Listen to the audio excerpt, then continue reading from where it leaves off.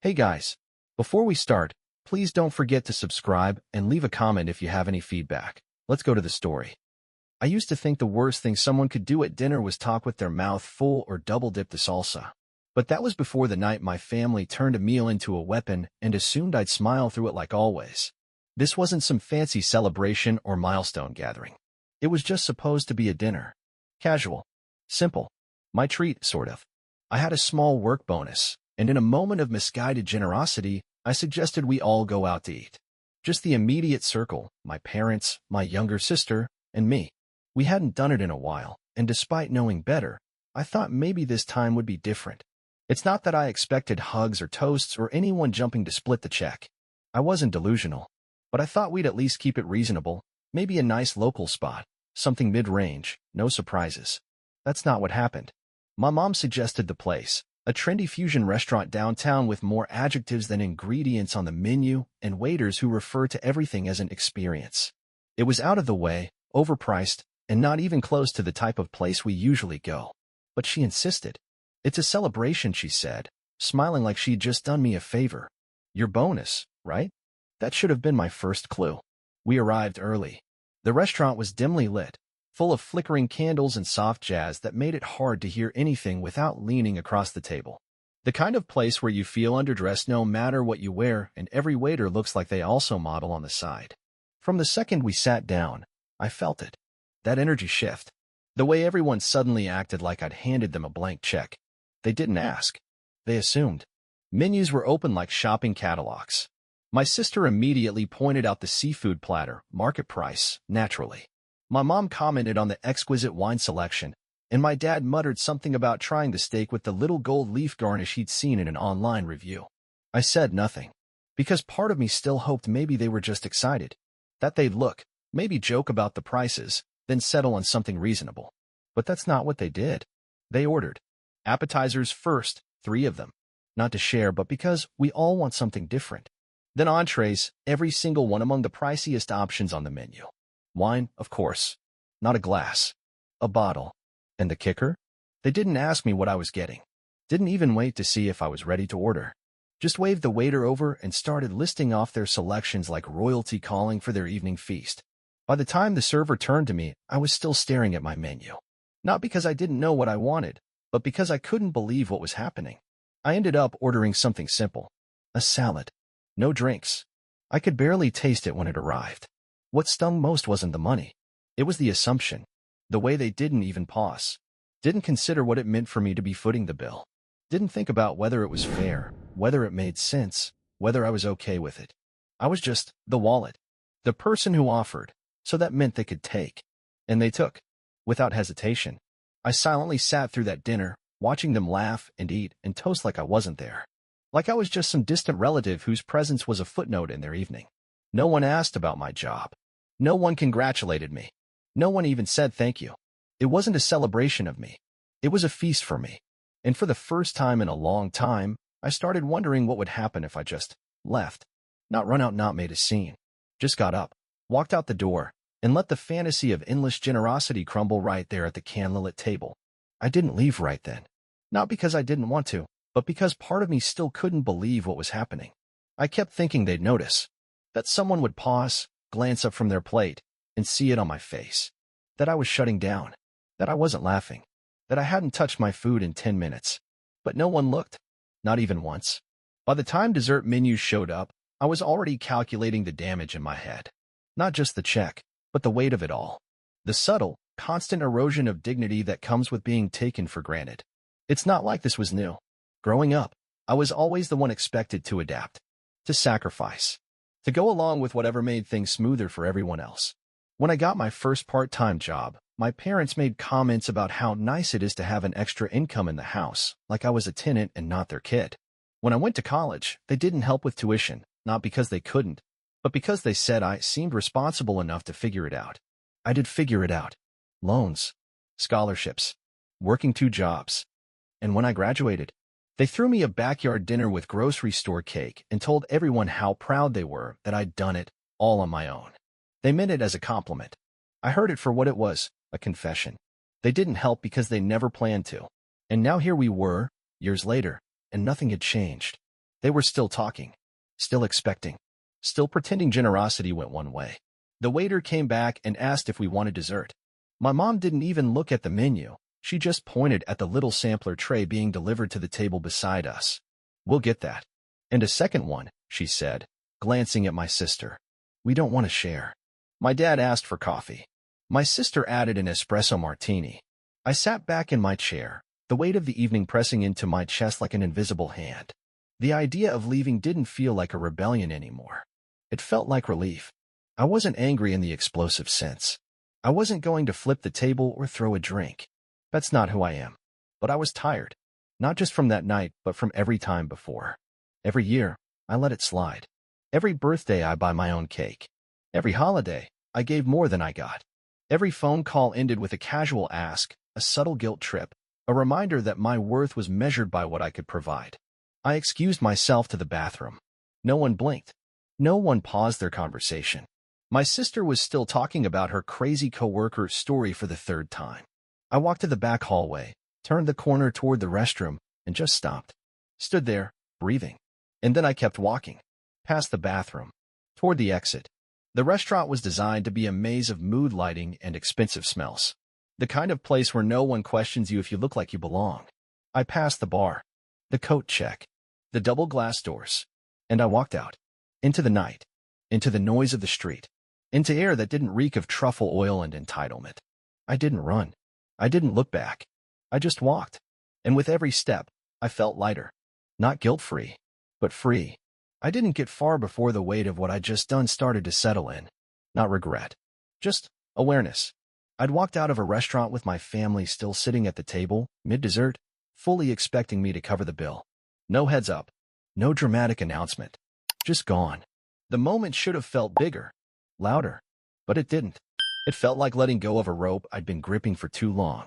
I ducked into a quiet side street a few blocks away and leaned against a brick wall, scrolling through my phone. Not to check for texts. I already knew there were none, but to order a ride home. I wasn't about to take the subway in a dress and heels with my nerves already stretched thin. While I waited, I replayed the dinner in my head, not the food or the music or the tiny candles burning on the table, but the way it all unfolded like a script that had been written long before I ever sat down. They knew I would pay. They knew I wouldn't speak up. They counted on it. And for the first time, I had broken the script. My ride pulled up, and I slid into the back seat with nothing but a soft, "Hey," to the driver. I watched the city blur past the windows, light smearing across the glass, people laughing on sidewalks, carrying their nights without knowing mine had cracked open. When I got home, I turned off my phone and left it in my bag. I made tea, sat on the couch in silence, and waited. It didn't take long. I turned my phone back on after an hour. 23 missed calls. A dozen texts. The first was from my mom. "Where are you?" Then, "Did you seriously leave? Tell me this is a joke." My sister had messaged too. "Wow, really mature. You're paying for that. I'm not getting stuck with their bill." And from my dad, just one line. "Call me." I didn't. I didn't reply to any of them.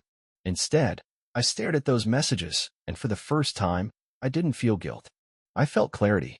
By the next morning, the narrative had shifted. The tone of the messages was different. Less confusion, more accusation.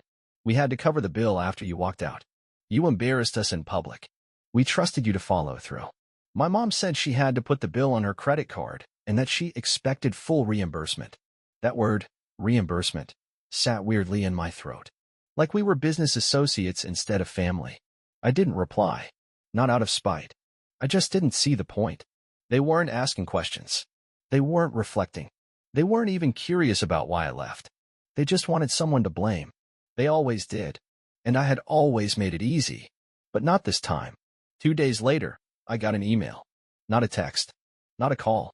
An email. From my mom. It was long. Structured like a legal letter. Bullet points. Paragraphs. She wrote that I had violated the trust of the family, that I had caused public embarrassment, and that she expected financial restitution on time. She even attached the itemized receipt, $700, and a note at the bottom. "We understand if you can't pay it all at once, but a payment plan would be appropriate." I laughed when I read it, not because it was funny, but because it was absurd. They'd made me feel like a ghost at dinner, and now they wanted me to feel like a criminal. The email sat in my inbox for 3 full days before I opened it again. At first, I thought I'd delete it, but something made me hang on to it, maybe because it felt like proof. Not just of what they'd done that night, but of every subtle humiliation before it. The way my mom framed things in that message, you'd think I'd skipped out on a business lunch after promising to expense it. She called me irresponsible, said I'd created a scene, that I'd let down the people who loved me. Not once did she mention why I offered to take them out in the first place. Not once did she acknowledge that I hadn't even finished my meal. Not once did she wonder how I felt sitting there while they piled appetizers on top of cocktails on top of dessert without ever asking if I could afford it. She wasn't upset that I had walked out. She was upset that I had stopped playing my part. I didn't respond to the email, but I did something else. I went back through my messages, my photos, my notes from the last few years and made a timeline. Not to prove anything to anyone else, just for myself. I listed every time they forgot my birthday. Every holiday I spent sitting quietly while they opened presents I had bought for them but left mine unopened. Every dinner, I was told to calm down or don't start when I said something that didn't match their narrative. Every family group text I got left out of. Every photo I took for them that I was never in. Every time, I covered the check, even when I said it didn't make sense for me to. It was all there. And when I saw it laid out, line by line, date by date, it hit me. This wasn't about one dinner. This was about a pattern. Years of being useful but not valued. Present but not seen. Expected to give but not receive. And I had finally disrupted that pattern. A week after the dinner, my sister called. I didn't answer. She left a voicemail. Look, I don't know what your deal is, but this whole thing is getting out of hand. Mom's really upset. She says she can't sleep. Dad's furious. Just be an adult and fix it. I played it twice. That phrase, just be an adult, rang in my ears. As if walking away from a table where I was being taken advantage of wasn't adulthood. As if covering hundreds of dollars in food I didn't eat would have been the mature thing to do. They wanted a reaction. They wanted me to crawl back, apologize, make it easier for them to pretend nothing happened. But I'd given them enough of those get-out-of-jail-free cards in my life. This time, I folded the board and walked away. I never answered the email. I never replied to the voicemail. Eventually, they stopped calling. And in the silence that followed, I felt something unfamiliar. Not guilt, not sadness, but peace. A quiet, steady kind of peace that doesn't come from being understood or forgiven, but from finally choosing yourself. In the weeks that followed, the silence grew louder. At first, I thought they were just giving me space, cooling down, waiting for me to come to my senses, as my mom would say whenever someone didn't bend fast enough. But the more time passed, the clearer it became. This wasn't a pause. It was a standoff, one they thought I'd lose. Because in their world, I always did. I was the one who gave in, the one who came back first. The one who wrote birthday cards even when mine were forgotten. The one who showed up even when I wasn't invited. They built an entire family structure around that version of me. So now that I wasn't playing that part, the system stalled. And instead of adjusting, they withdrew. I kept waiting to feel the weight of that loss. I braced for it, expected the grief to come crashing down like a wave. But it didn't. Not because it didn't hurt. But somewhere deep down, I'd already mourned them. Not just after the dinner. Not even just after the email. But for years, every time I sat in a room full of people who claimed to love me, I still felt invisible. Every time I swallowed a hurt to keep the peace. Every time I twisted myself into something smaller, quieter, easier to love. Those were my funerals. Little ones. Spread out over time. So by the time I finally walked away, there was nothing left to bury. Just me. Finally, I chose to leave. I started doing things I'd always been told were selfish or too much. I bought art for my apartment even though it didn't match anything. I took weekends off without justifying it. I blocked numbers that only called when they wanted something. I changed my locks. Not because anyone was coming, but because I liked knowing they couldn't. I told new people in my life the truth. Not all the messy details, but enough to be honest. No, I don't talk to my family. No, I'm not interested in fixing it. No, it's not something I'm ashamed of. And to my surprise, most of them got it. The ones who didn't? They drifted. Quietly. Which was fine. I wasn't looking for anyone else to fill the roles my family vacated. I was just learning how to fill my own life without apologizing for it. About a month after the dinner, I got a package. No note. No return address. Inside was a small box with a silver bracelet I'd once complimented my mom on during a holiday years ago. Just the bracelet. No message. It wasn't a peace offering. It was a breadcrumb. Something to lure me back. I stared at it for a long time. Then I closed the box, walked to the nearest donation center, and handed it over. Not out of anger, but because I'd outgrown the need to decode silence and side gestures. If they wanted me back, they could use their words. But they never did. Time moved forward, as it always does, indifferent to who's healing and who's pretending not to be hurt. The space between my family and me became less about distance and more about perspective. What once felt like a void now felt like freedom. I didn't miss the strained conversations. The expectation to laugh at jokes that landed like jabs. The careful tiptoeing around topics to avoid igniting something no one would ever admit was already on fire. I wasn't lonely. I had people. Chosen ones. Friends who didn't make everything transactional. My coworkers asked how I was doing and waited for the answer. A neighbor who lent me a ladder and didn't hold it over my head. They weren't perfect. No one is. But they were consistent, real, and they didn't require me to shrink. I could show up messy, tired, honest, and I was still enough. That was new. About 3 months after the dinner, I ran into someone who used to know my parents. An old neighbor, back when we lived in the house with the sloped roof and peeling mailbox. She spotted me at a weekend market. Started with the usual small talk. Then she tilted her head, a little too kindly, and said, "Your mom mentioned you two had a falling out." Falling out. That's what she called it. As if we disagreed on Thanksgiving side dishes and were waiting for someone to cave in first. I smiled, tight. I just stopped paying to be mistreated. She blinked. Didn't expect that. I wasn't rude. But I wasn't going to lie. I'd done enough of that. Pretending everything was fine. That I was fine.